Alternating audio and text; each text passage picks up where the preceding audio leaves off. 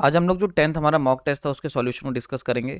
थोड़ा सा डिले हो गया है सॉल्यूशन वीडियो लेक्चर लाने में, बिकॉज करेंटली हम लोग स्विचगेयर प्रोटेक्शन की सीरीज़ पर बहुत डिटेल में मैं काम कर रहा हूँ। तो बहुत सारा टाइम जो हो रहा है वो उसी की स्टडी और उसके लेक्चर्स को प्रिपेयर करने में जा रहा है, तो इसलिए थोड़ा सा डिले हो रहा है। लेकिन हम लोग इस मॉक टेस्ट 10 और मॉक टेस्ट 11 को कवर कर लेंगे जल्दी, ठीक है, वीडियो सॉल्यूशन को। तो स्टार्ट करते हैं। क्वेश्चन नंबर 1 यहाँ पे पूछा गया था कि कंडक्टिविटी की एसआई यूनिट क्या होती है, ठीक है।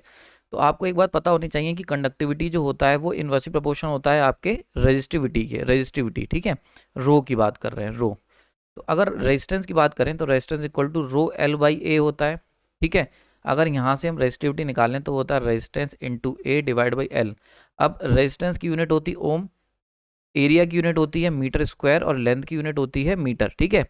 तो ये हो गया, तो यहाँ पर हम लोग इसको कैंसिल आउट कर देंगे, तो ओम मीटर होती है यूनिट रेजिस्टिविटी की, ठीक है। अब कंडक्टिविटी इनवर्सली प्रोपोर्शन है, यानी कितना हो गया 1 अपॉन ओम मीटर। अब इसको हम क्या लिख सकते हैं, 1 अपॉन ओम को हम लिख सकते हैं मोह, ठीक है, मोह लिख दिया। और मोह और ये हो गया मीटर, तो मोह पर मीटर ये होती है यूनिट कंडक्टिविटी की। तो मोह पर मीटर, तो D1 is the correct option. I hope आपको समझ में आ गया होगा। काफ़ी हद तक लोगों ने इसका सही करा, रटने की जरूरत नहीं है, इसको इस तरीके से ड्राइव करके भी निकाला जा सकता है। नेक्स्ट यहाँ पे क्वेश्चन पूछा गया कि दो रेजिस्टेंस थे R1 10 ओम, R2 20 ओम, इनको हमने सीरीज में कनेक्ट कर रखा था 30 वोल्ट की डीसी सप्लाई के साथ, ठीक है। तो ये हो गया हमारे पास 10 और एक हो गया हमारे पास 20 ओम, और इसको हमने कनेक्ट कर रखा है 30 वोल्ट की डीसी सप्लाई के साथ, ठीक है, बहुत बढ़िया। अब ये कह रहे हैं कि हमें बताना है पावर P1/P2, मतलब अगर इस पे पावर P1 वो कह सकते हो कि रेडिएट आउटवर्ड हो रही है, मतलब हीटिंग हो रही क्रिएट, और ये P2 पावर को कंज्यूम कर रहा है, तो P1/P2 का रेशियो हमें बताना है, ठीक है, सिंपल है। तो देखो यहाँ पर सबसे पहले हम करंट निकाल लेते हैं।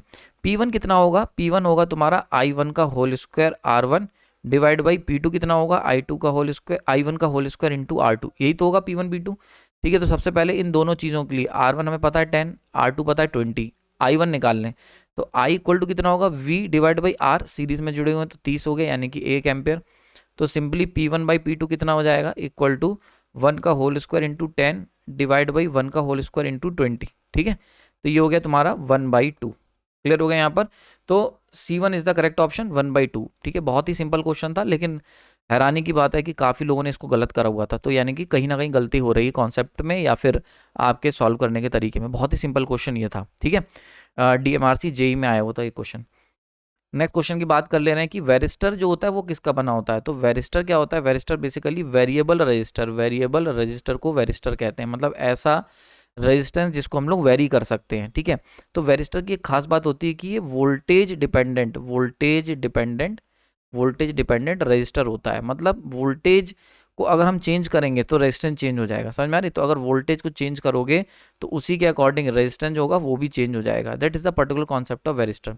तो वेरिस्टर मेनली जो बना होता है वो बना होता है तुम्हारा सिलिकॉन कार्बाइड का, ध्यान से समझ लो, सिलिकॉन, ये सिलिकॉन कार्बाइड का बना होता है। अब सिलिकॉन कार्बाइड जो है इसी का दूसरा नाम जो होता है वो होता है कार्बोरंडम, कार्बोरंडम क्रिस्टल्स, ठीक है, समझ में आ रही बात ये।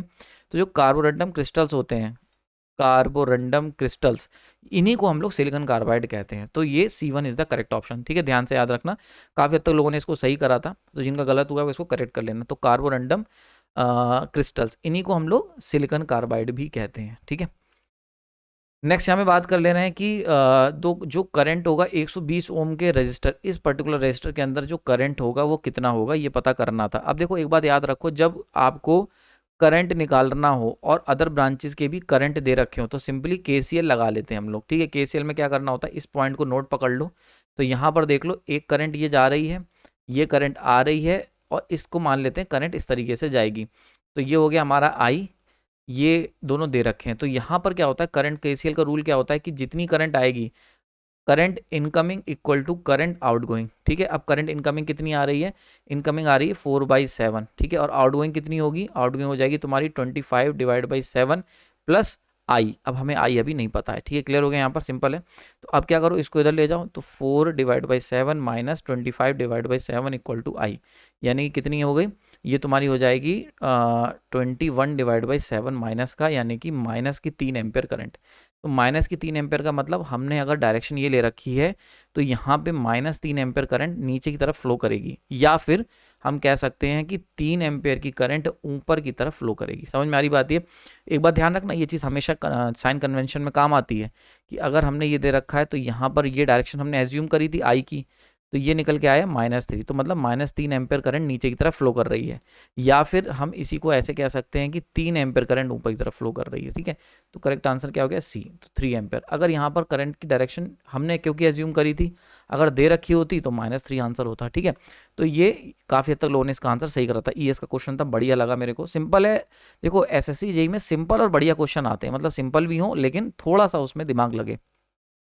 ओके, नेक्स्ट यहाँ पे दे रखा है कि सर्किट जो below power delivered by the 2 volt source, यानी कि ये वाला जो वोल्ट सोर्स है ये कितनी पावर डिलीवर कर रहा है। तो पावर कितनी होती है?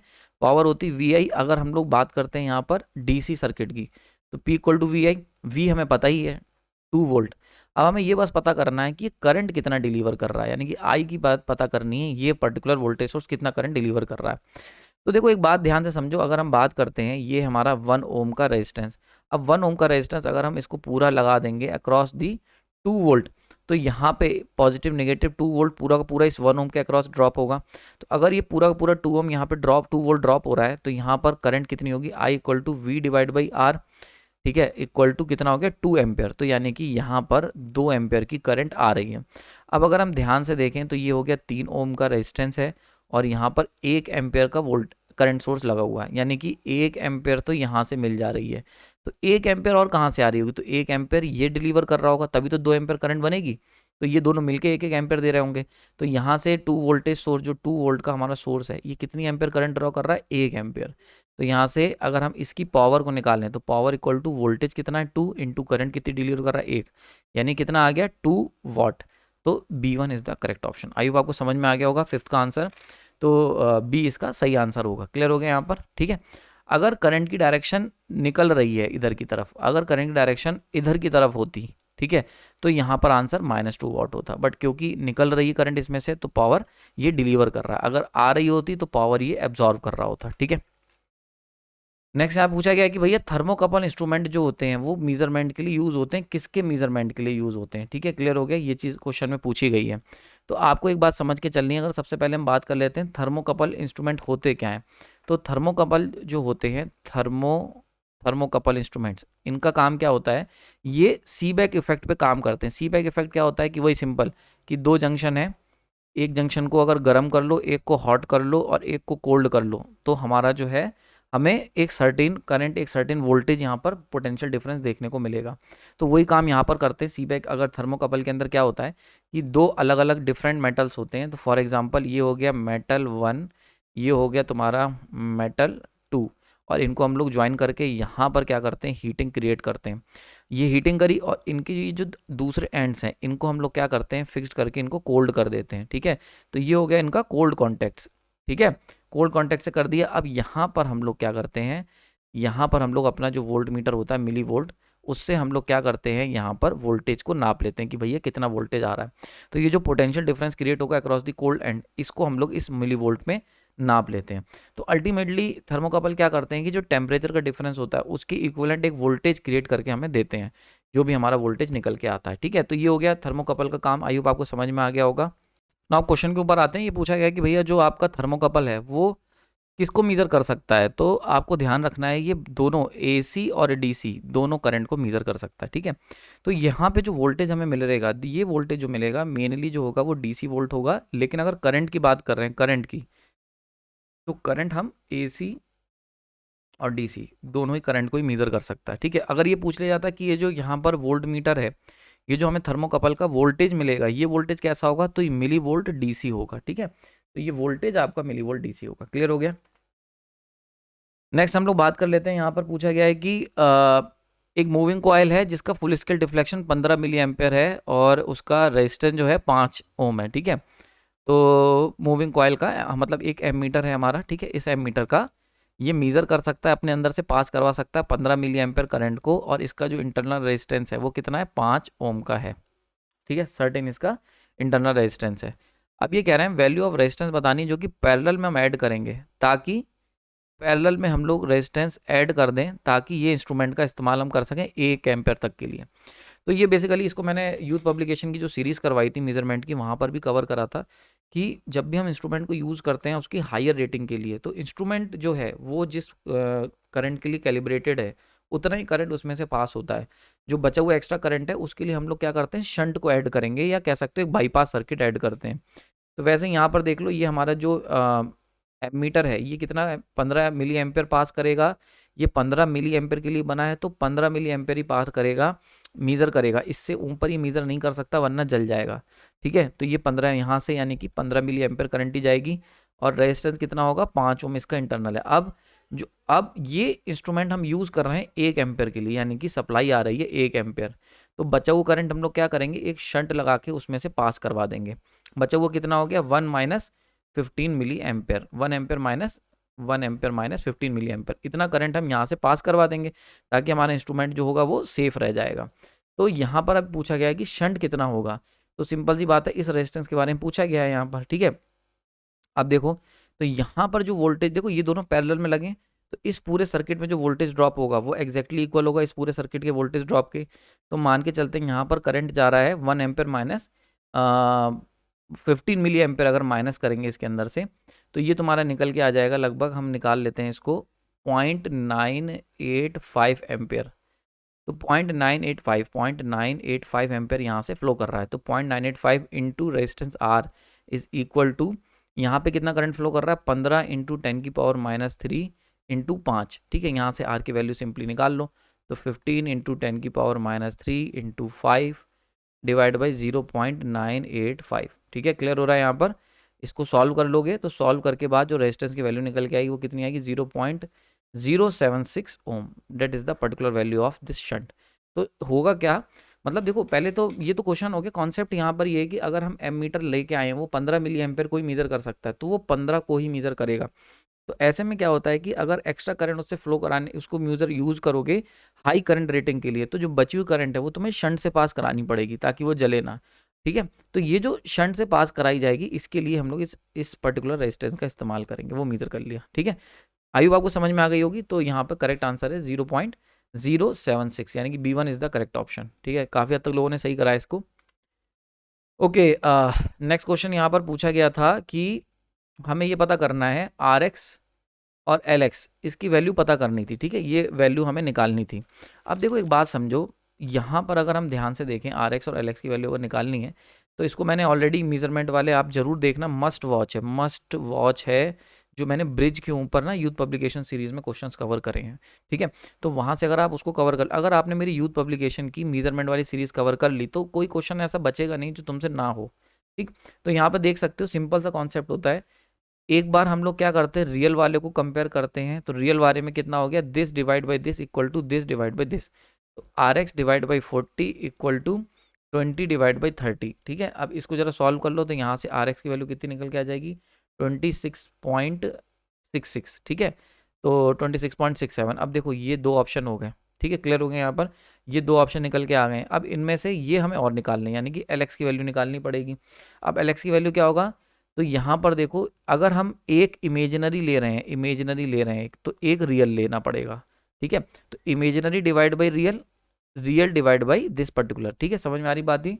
तो कहने का मतलब है अगर एक आप इमेजिनरी ले रहे हो और एक ब्रांच का रियल ले रहे हो तो दूसरी ब्रांच में रियल डिवाइड बाई इमेजिनरी, अगर यहाँ पर L दिया होता तो L डिवाइड बाई R लेते, इस तरीके से। ठीक है, तो ये फॉर्मूला मैंने यूथ पब्लिकेशन सीरीज में आपको ड्राइव करवाया हुआ है, जाके देखना, बहुत इंटरेस्टिंग मैंने आपको ये इनसाइट दी हुई है। ठीक है, तो LX का फॉर्मूला कितना होगा, तो LX divide by 40 equal to 20 divide by 1/40 microfarad, क्योंकि C हमेशा 1/C लिया जाता है। जैसे L1 divide by R1 equal to L2 divide by R2 लिया जाता है, लेकिन अगर C है तो L1 divide by R1, example तौर पर बता रहा हूँ, 1/C1 डिवाइड बाई R2, इस तरीके से हम लोग मतलब लेते हैं। ठीक है, तो अब देखो यहाँ पर क्या हो गया, LX divide by 40 equal to 20 divide by 1/40 microfarad. ठीक है, ये हो गया।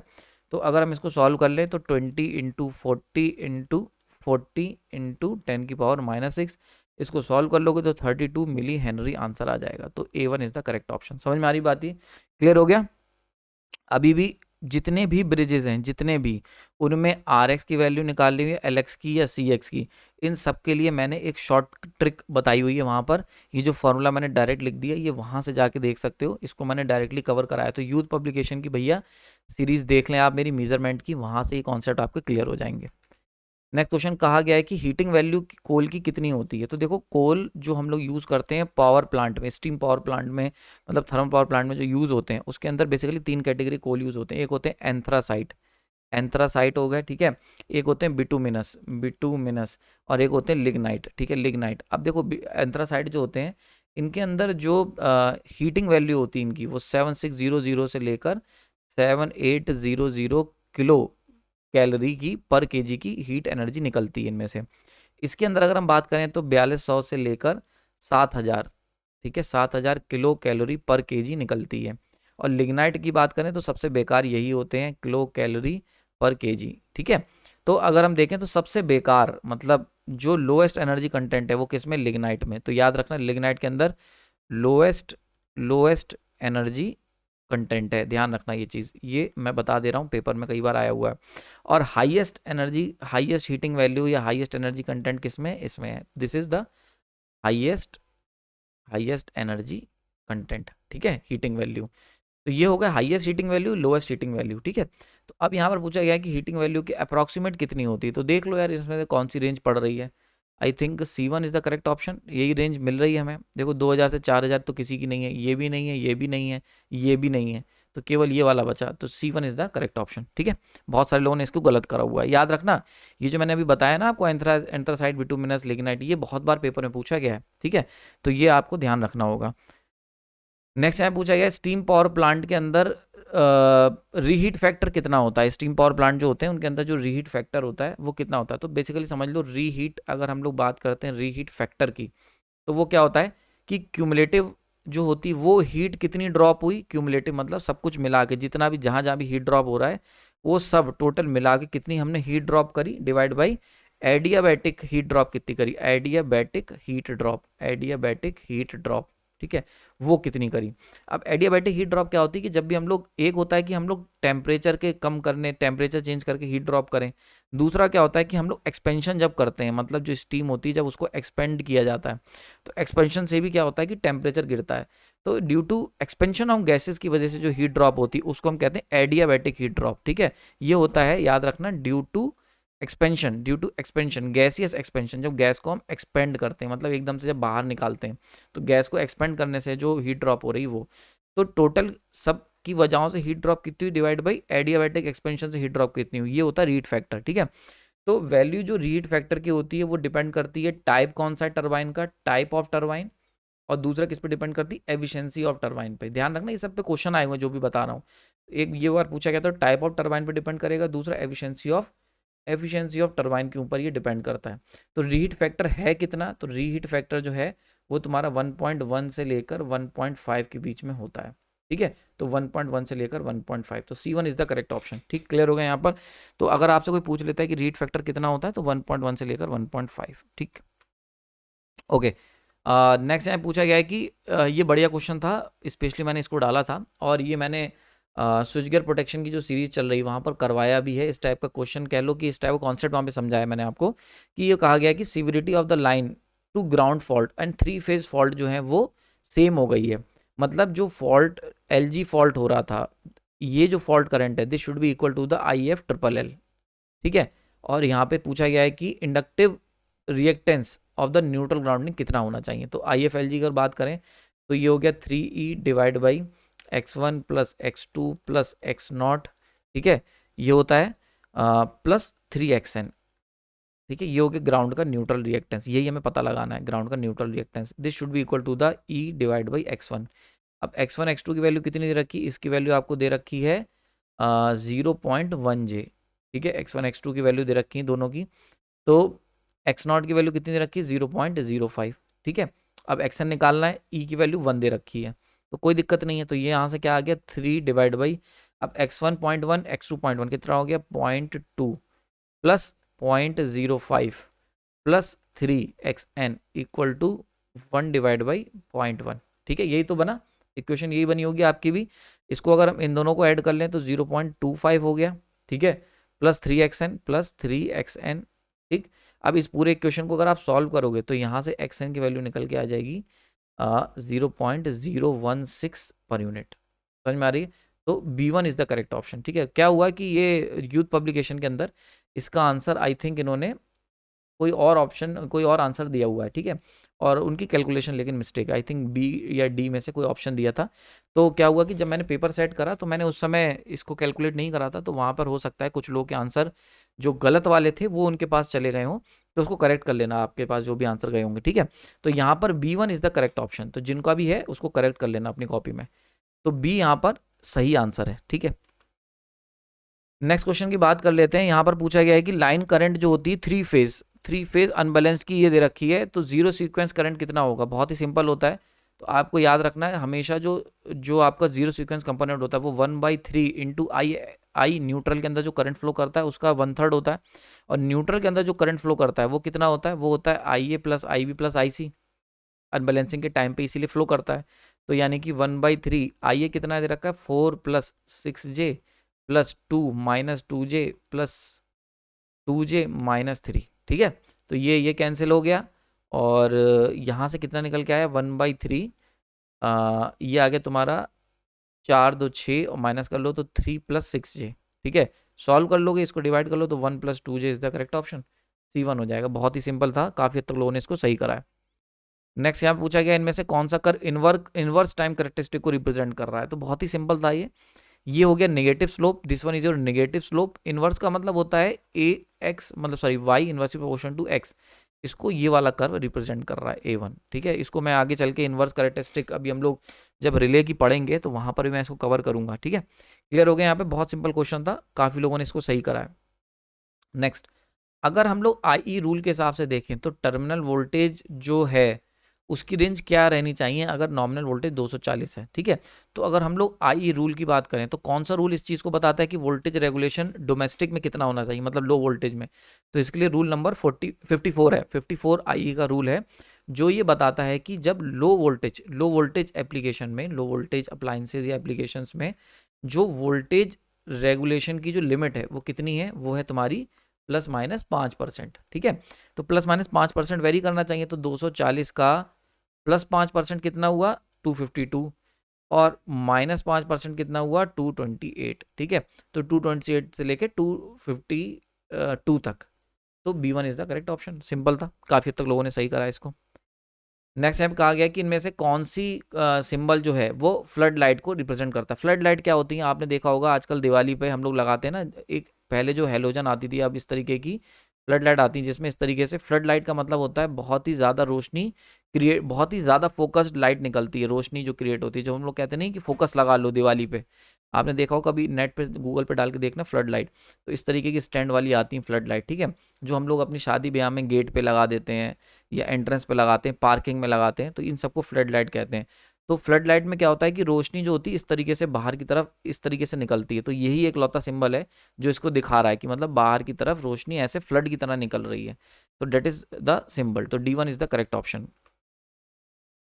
ये क्वेश्चन बड़े दिनों बाद मेरे को दिखा और इसको 100% लोगों ने सही करा है। ये मैंने इसलिए डाल दिया था कि बच्चे का कुछ कवर भी हो जाए, ठीक। काफ़ी बार आया भी है, लेकिन जैसे होता नहीं एक सिंपल क्वेश्चन एक आध डाल दिया जाता है कि कुछ नंबर बच्चे पा जाएं, तो ये बिल्कुल ऐसी क्वेश्चन था। इसमें मेरे को एक इंपॉर्टेंट रूल बताना था, इसलिए इस क्वेश्चन को मैंने डाला था कि सेफ्टी के पॉइंट ऑफ व्यू से रेजिस्टेंस अर्थिंग इलेक्ट्रोड क्या होना चाहिए, ऑब्वियस सी बात है लो होना चाहिए, पर कितना लो होना चाहिए, तो इसके लिए IE रूल नंबर 48 है, ठीक है, जो क्या कहता है कि अर्थ का जो रेजिस्टेंस है, अर्थ रेजिस्टेंस लेस देन 1 ओम होना चाहिए, ठीक। अर्थिंग का जो वायर आप यूज़ कर रहे हो उसका जो रेजिस्टेंस है वो 1 ओम से कम होना चाहिए, और इंसुलेशन का जो रेजिस्टेंस है, इंसुलेशन का जो रेजिस्टेंस जब हम यूज़ करते हैं इंसुलेशन कहीं पर भी तार के ऊपर या कहीं पर भी, तो उसका जो रेजिस्टेंस है वो ग्रेटर देन होना चाहिए 1 मेगा ओम, यानी कि अर्थिंग का रेजिस्टेंस 1 ओम से कम और इंसुलेशन का रेजिस्टेंस 1 मेगा ओम से ज़्यादा का होना चाहिए, should not be less than 1 mega ohm, ठीक है। तो इससे ऊपर ही रहना चाहिए, ठीक, ध्यान रखना। नेक्स्ट यहाँ पे कहा गया है कि कितने टर्मिनल होंगे अगर DC short shunt compound motor की बात करते हैं। देखो कंपाउंड मोटर जो होती है उनको दो कैटेगरी में बांटा गया on the basis of connection, एक थी लॉन्ग शंट, एक थी शॉर्ट शंट। कंपाउंड मोटर में क्या होता है कि हम सीरीज वाइंडिंग भी यूज़ करते हैं, series winding plus shunt winding भी इस्तेमाल करते हैं, शंट वाइंडिंग, दोनों वाइंडिंग का इस्तेमाल करते हैं, ठीक है। अब अगर हम लोग सीरीज वाइंडिंग और शंट वाइंडिंग दोनों अगर इस्तेमाल कर रहे हैं तो जरा देखते हैं कनेक्शन बना के।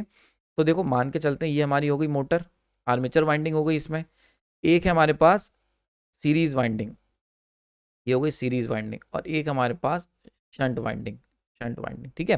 तो लॉन्ग में क्या होता है, लॉन्ग के अंदर जो सीरीज वाइंडिंग होती है और ये हो गई मोटर की आर्मेचर वाइंडिंग, और इस पूरे को कवर करती है हमारी लॉन्ग शंट वाइंडिंग, ठीक है, शंट वाइंडिंग। तो लंबी शंट वाइंडिंग क्योंकि यूज हो रही है जिसके अंदर दोनों सीरीज वाइंडिंग भी आ रही है और आर्मेचर वाइंडिंग भी, इसीलिए इस टाइप की मशीन के कनेक्शन को हम कहेंगे लॉन्ग शंट कंपाउंड मोटर। वहीं पर अगर क्या होता है कि अगर हमने क्या करा है, हम जो शंट वाइंडिंग यूज कर रहे हैं वो छोटी वाइंडिंग यूज कर रहे हैं, मतलब ये हो गया आर्मेचर वाइंडिंग यहाँ पर, तो हम जो अब की शंट लगा रहे हैं वो only across the armature winding. अगर शंट वाइंडिंग केवल केवल अगर आर्मेचर के अक्रॉस शंट में लगा रहे हो तो वो कहलाएगी तुम्हारी शॉर्ट शंट, छोटी शंट, ठीक है। और अगर शंट वाइंडिंग लंबी यूज कर रहे हो कि सीरीज वाइंडिंग के अक्रॉस भी लगा रहे हो और आर्मेचर के अक्रॉस भी, तो वो कहलाएगी लॉन्ग शंट। तो यहाँ से शब्द पड़ता है लॉन्ग शंट, मतलब बड़ी शंट। बड़ी शंट का मतलब क्या हुआ कि सीरीज वाइंडिंग भी कवर कर ली और आर्मेचर को भी कवर कर लिया, तो सीरीज प्लस आर्मेचर, तो this is what we called, ठीक है, लॉन्ग शंट। और यहाँ पर क्या कर रहे हैं हम लोग, केवल आर्मेचर कवर कर रहे हैं, तो शॉर्ट शंट। समझ में आ रहा है, तो ये सारी चीज़ें होती हैं, ठीक है। तो ये हो गया। अब देखो यहाँ पर आ रही है कि कनेक्शन कितने होंगे, तो देखो दो तो इसके हुए शंट वाइंडिंग के, तो मान के चलते हैं ए और बी, दो कनेक्शन हो गए शंट वाइंडिंग के, दो कनेक्शन हो गए सी और डी सीरीज वाइंडिंग के, और दो हो गए आर्मेचर वाइंडिंग के ई और एफ, तो 6 टर्मिनल हुए, तो 6 1 इज द करेक्ट ऑप्शन। तो 6 टर्मिनल आपके कनेक्शंस के होंगे, ठीक है। काफी हद तक लोगों ने इसको गलत कराया था, बढ़िया क्वेश्चन था, आई होप आपको कुछ नया सीखने को मिला होगा आज के क्वेश्चन में।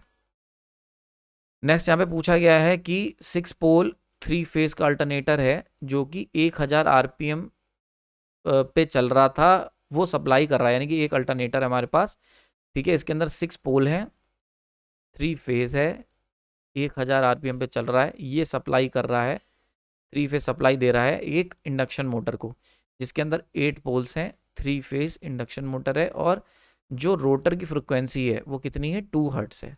तो ये पूछ रहे हैं मोटर की स्पीड कितनी होगी, एनआर का हमें पता लगाना है, ठीक है। तो एनआर की जो वैल्यू होगी वो इक्वल टू इंडक्शन मोटर है, तो यहाँ पर कितनी होगी, 1 minus S into N S, यही होगी, ठीक है। अब देखो यहाँ पर एन एस की वैल्यू कितनी होगी, एन एस की जो वैल्यू होगी वो होगी तुम्हारी 120 एफ बाई पी।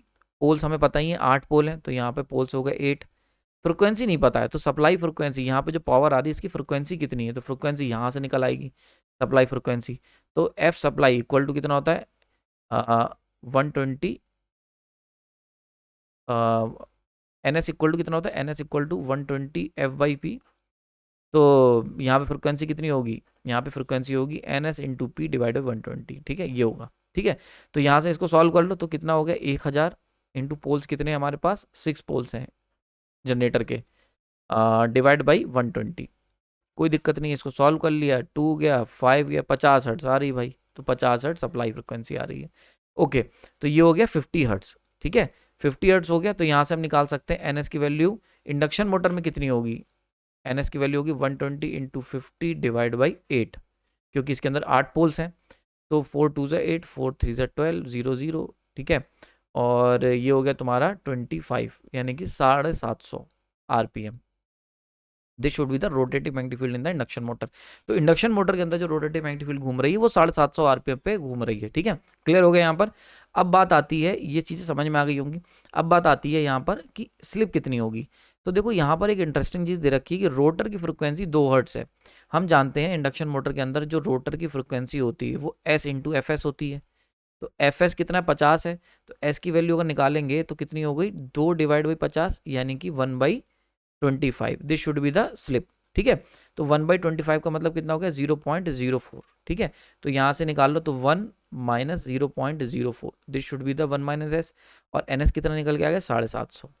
तो इसको सॉल्व कर लो, तो कितना आ गया 0.96 इंटू 750, और अगर हम इसको सॉल्व करेंगे तो इसको आप निकाल लो कैलकुलेटर से, मैं भी जरा कैलकुलेट कर लेता हूँ। तो आंसर आ जाएगा हमारे पास 720 आरपीएम, यानी कि D1 is the correct option. ESE question था, बढ़िया क्वेश्चन था, समझ में आ रही बात है।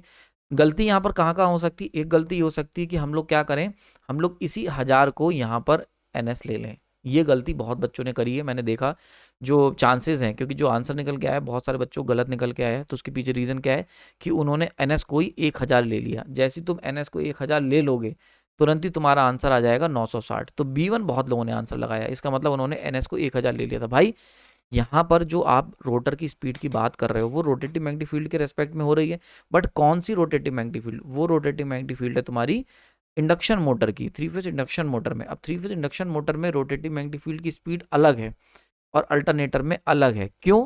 क्योंकि अल्टरनेटर के अंदर 6 पोल हैं, यहाँ पर 8 पोल हैं, तो स्पीड कम हो जाएगी पोल्स बढ़ने से। ठीक है, क्लियर हो गया? तो ये गलती लोगों ने करी है, आप मत करना। नेक्स्ट यहाँ पे बात कर रहे हैं हम लोग कि इंडक्शन मोटर के अंदर जो फिनोमेना होता है मैग्नेटिक लॉकिंग का between stator and rotor teeth, उसको क्या कहते हैं? तो आंसर है इसको कहते हैं कॉगिंग। ठीक है, देखो दो फिनोमेना बहुत फेमस हैं, एक होता है इंडक्शन मोटर के अंदर, एक होता है कॉगिंग। कॉगिंग के अंदर क्या होता है कि जो रोटर और स्टेटर जो होते हैं वो जाम हो जाते हैं, मतलब ब्लॉकिंग हो जाती है, चलेगी नहीं मोटर। समझ में आ रही बात ही? और ये क्यों होता है? ये तब होता है अगर रोटर के जो स्लॉट्स हैं, रोटर के जो स्लॉट्स होते हैं, स्लॉट मतलब ये रोटर ऐसे होते हैं ना स्लॉट्स, एक स्लॉट दो स्लॉट, तो रोटर के स्लॉट्स अगर इक्वल होगा स्टेटर के स्लॉट्स के, तो ये दिक्कत आती है, बहुत कॉमन है। ठीक है, और क्लियर हो गया यहाँ पर? और दूसरा क्या होता है यहाँ पर, एक दूसरी प्रॉब्लम होती है, वो होती है क्रॉलिंग। क्रॉल का मतलब होता है रेंगना, बच्चा क्रॉल करता है, लोग सुना होगा आपने।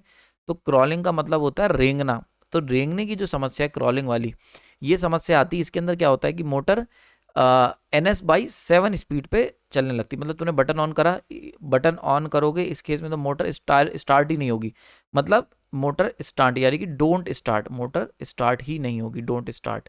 और इसके अंदर क्या होगा, जब तुम बटन को ऑन करोगे तो मोटर स्टार्ट तो हो जाएगी, बट वो रन करेगी एट NS/7। तो रन एट लो स्पीड, कितनी स्पीड लो होगी? एट NS/7 पे मोटर जो होगी वो चलेगी। तो NS/7 क्या है, मतलब हम कहेंगे रेंग रही मोटर, बहुत ही हल्की स्पीड पे चल रही है। ठीक है, तो ये जो प्रॉब्लम होती है इसको कहते हैं क्रॉलिंग। ये क्यों होती है? ये होती है because of 7th harmonic component. अगर 7th हार्मोनिक आ गया तो ये समस्या हमारी इंडक्शन मोटर में देखने को मिलती है। अब 7th हार्मोनिक, 5th हार्मोनिक, ये सब क्या होते हैं, इसके लिए मेरे चैनल पे पब्लिकली एक सीरीज अवेलेबल है जिसको हम कहते हैं हार्मोनिक सीरीज। आप जाके देखना, सारी गांठें खुल जाएंगी, खून में उतर जाएगा कि हार्मोनिक्स क्या होते हैं, कहाँ से आते हैं, क्या समस्या होती है। इन सबको मैंने बहुत डिटेल में कवर करा है। ठीक है, तो वहाँ से जाके आप पढ़ना, बहुत ही इंटरेस्टिंग तरीके से एनिमेशन के थ्रू मैंने चीज़ें समझाई हैं कि हार्मोनिक्स क्या होते हैं और क्यों आते हैं। ठीक है, तो आई होप आपको समझ में आ गई होगी। तो यहाँ पर एक बात समझ के चलनी है आपको, ये जो रोटर, ये जो समस्याएं हैं, इनको सॉल्व करने का तरीका क्या होता है? तो क्रॉलिंग को, समस्या को सॉल्व करने का सबसे अच्छा तरीका है कि आप शॉर्ट पिच वाइंडिंग का इस्तेमाल करें। ठीक है, फ्रैक्शनल शॉर्ट पिच। तो ये जो शॉर्ट पिच कर रहे हो, शॉर्ट पिच जो तुम करोगे, वो जो शॉर्ट पिचिंग होगी वहां से हम पर्टिकुलर हार्मोनिक को रिमूव कर सकते हैं। ठीक है, इसको मैंने कवर करा है अपने इंडक्शन मोटर की एक सीरीज में, यूथ पब्लिक, मैंने फिर से कह रहा हूँ आपको, यूथ पब्लिकेशन सीरीज आप देख लो, वन मस्ट वॉच सीरीज है, वहां पर मैंने ये सारे क्वेश्चंस कराए हुए हैं। तो इंडक्शन मोटर के क्वेश्चंस वहां पे मैंने यूथ पब्लिकेशन में कराए हैं। ठीक है, उसको देख लोगे तो इंडक्शन मोटर कोई क्वेश्चन अटकेगा नहीं। तो उसमें मैंने बताया कि कैसे हम लोग पर्टिकुलर कह सकते हो पिच शॉर्ट करके हम ये रिमूव कर सकते हैं। कॉगिंग की प्रॉब्लम को दूर करने के लिए एक तो यही ध्यान रखना है कि ये दोनों बराबर ना हो। दूसरा सबसे बढ़िया सॉल्यूशन है स्क्विंग कर दो। स्क्विंग में क्या होता है कि जैसे नॉर्मली ये हो गए स्लॉट्स, ठीक है, रोटर के, स्क्विंग में हम लोग क्या करते हैं, इन स्लॉट्स को थोड़ा सा ऐसे कर देते हैं टेढ़ा। ठीक है, टेढ़ा कर दिया, तो उससे टेढ़ा करने से क्या होता है कि ये अटकने की प्रॉब्लम खत्म हो जाती है। नाउ लास्ट क्वेश्चन यहाँ पे पूछा गया था, PIV rating IN4007 rectifier diode कितनी होती है? तो सबसे पहले तो IN4007 ये क्या होता है? ये जैसा लिखा हुआ रेक्टिफायर डायोड है, मतलब जनरल पर्पस का रेक्टिफायर होता है, मार्केट में मिल जाएगा। इसकी जो पीक इनवर्स, PIV क्या होता है? PIV होता है पीक इनवर्स वोल्टेज रेटिंग, मतलब मैक्सिमम रिवर्स वोल्टेज जो जिसके साथ ये वाला ये वाली जो पर्टिकुलर रेक्टिफायर डायोड है वो विदस्टैंड कर सकती है। तो जैसे आपने देखा होगा ये वैल्यू होती है ना, तो ये हो गई मैक्सिमम पीक इनवर्स वोल्टेज। तो मैक्सिमम कितना पीक इनवर्स वोल्टेज जो है, जो ये रेक्टिफायर डायोड इसको बियर कर सकती है, तो ये हो गई आपकी पीक इनवर्स वोल्टेज। ठीक है, क्लियर हो गया यहाँ पर? नाउ अगर हम बात करें यहाँ पर कितनी होती है इसकी वैल्यू, तो इसकी वैल्यू होती है 1000 वोल्ट। 1000 वोल्ट तक का पीक इनवर्स वोल्टेज ये बर्दाश्त कर सकती है। और करंट की रेटिंग कितनी होती है? करंट, तो करंट याद रखना अप टू 1 एम्पेयर की करंट, यानी कि 1000 वोल्ट और 1 एम्पेयर तक की करंट को ये बर्दाश्त कर सकती है। ठीक है, क्लियर हो गया यहाँ पर?